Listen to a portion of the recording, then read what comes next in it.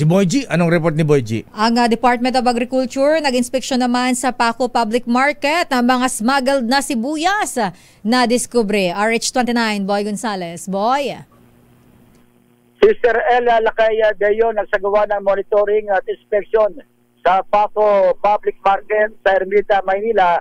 Si Agriculture Secretary Francisco Chu Laurel Jr.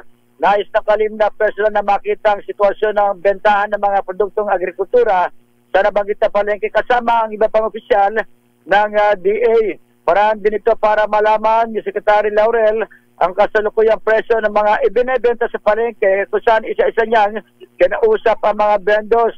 Ayon kay Laurel, nakakasunod naman ang iba sa presyo ng mga pangunahing produkto pero napansin nila kasama si Police Lieutenant General Edgar Alan Okubo, ang Chief Directorial Staff ng PNP na may mga smuggled na sibuyas na ibinebenta sa palengke. Hindi naman napapanagutin ng DA ang mga nagbebenta ng imported na sibuyas sa palengke pero alamin nila kung sino ang supplier at nagbabasak ito ng mga smuggled na sibuyas.